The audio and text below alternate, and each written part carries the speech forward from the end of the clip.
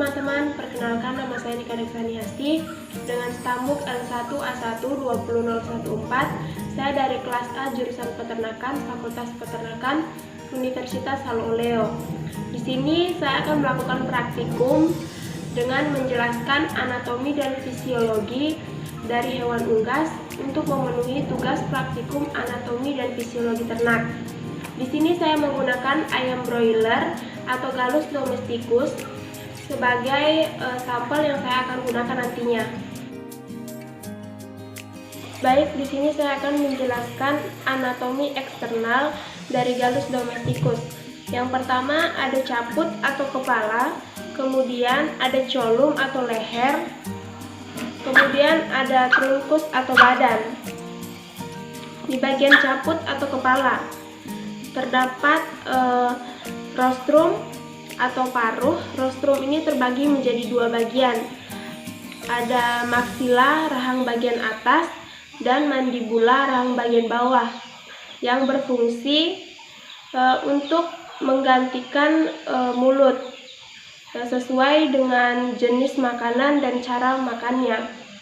Kemudian ada nares atau lubang hidung, ada organon visus atau mata, kemudian ada porus acousticus externus atau lubang telinga, dan ada cera atau jengger yang terletak di bagian atas kepala ayam.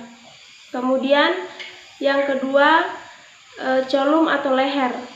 Colum atau leher ini berbentuk memanjang dan fleksibel yang menghubungkan antara caput dan trunkus.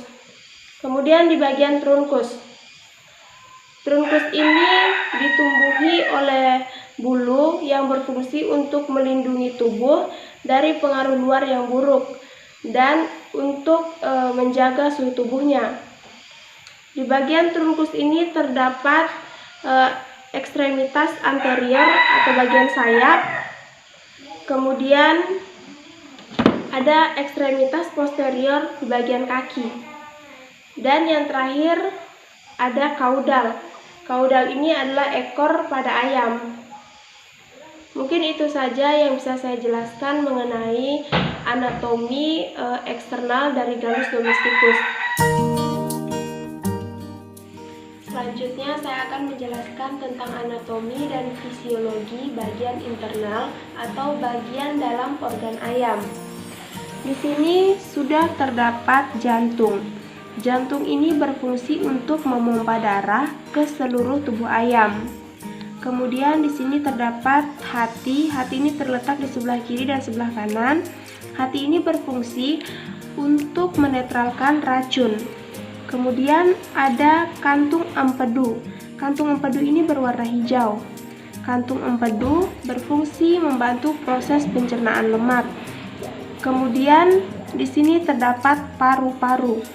Paru-paru ini berfungsi untuk respirasi pertukaran CO2 dan O2. Kemudian di bawah hati terletak ginjal. Ginjal ini berada di sebelah kanan dan di sebelah kiri tubuh ayam. Ginjal ini berfungsi untuk memompa darah dan menyaring darah.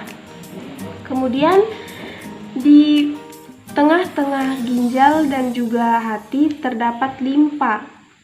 Limpa ini berfungsi untuk menggabungkan sel darah merah yang sudah tua oleh makrofag di pulpa merah. Kemudian di bagian dekat kerongkongan di sini terdapat timus. Timus ini merupakan organ imun primer yang berperan sebagai tempat terjadinya proses pematangan sel imun.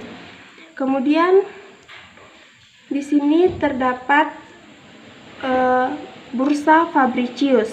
Di sini di bagian bawah ini dekat kloaka terdapat bursa fabricius.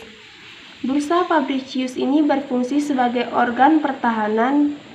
Bursa fabricius ini terbentuk sejak masa embrio dan menghilang setelah unggas ini dewasa. Kemudian di sini juga terdapat lambung kelenjar. Di sini ini disebut dengan lambung kelenjar.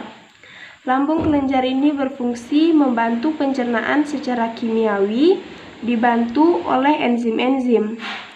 Kemudian ada di sini terdapat ventriculus. Ventriculus ini berfungsi untuk proses pencernaan secara mekanik. Di sini juga terdapat usus. Usus ini terbagi menjadi dua, yaitu ada usus halus dan juga usus besar. Di sini usus halus, pada tubuh usus halus ini terjadi proses secara kimiawi sekaligus penyerapan nutrisi atau sari-sari makanan. Kemudian di sini di bagian usus halus ini terdapat pankreas. Ini disebut dengan pankreas. Pankreas ini yang menghasilkan banyak enzim yang membantu proses pencernaan secara kimiawi di dalam usus halus. Sisa-sisa makanan dari usus halus ini akan bergerak ke usus besar. Di sini di bawah usus besar ini terdapat percabangan.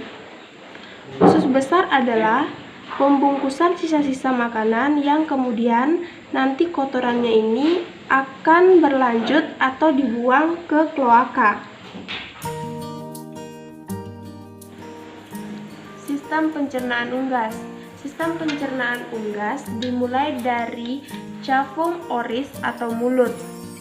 Ini kemudian lanjut ke esofagus atau kerongkongan. Selanjutnya crop atau tomolog. Crop ini merupakan tempat sementara penyimpanan makanan. Lalu ada proventriculus.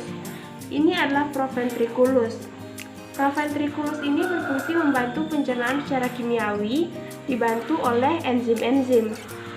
Lalu ada ventriculus.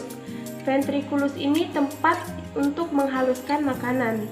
Kemudian ada intestinum tenung atau usus halus. Di sini usus halus terbagi menjadi 3 bagian.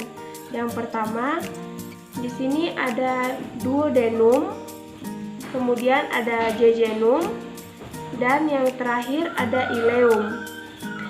Di sini duodenum ini, di antara duodenum ini terdapat pankreas, yaitu tempat untuk membantu mensekresikan pencernaan.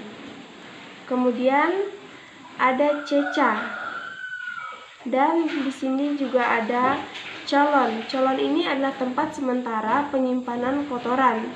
Kemudian yang terakhir di sini ada kloaka. Kloaka ini adalah tempat kotoran untuk keluar. Sistem pernapasan pada ayam. Sistem pernapasan pada ayam ini dimulai dari nares atau lubang hidung, kemudian masuk ke dalam mulut, kemudian masuk ke dalam glotis, yaitu lubang yang berada sebelum laring. Kemudian masuk ke laring. Di sini masuk ke bronkiolus, lalu ke paru-paru. Demikian video praktikum dari saya mengenai anatomi dan fisiologi pada galus-galus domesticus. Lebih dan kurangnya mohon dimaafkan. Terima kasih.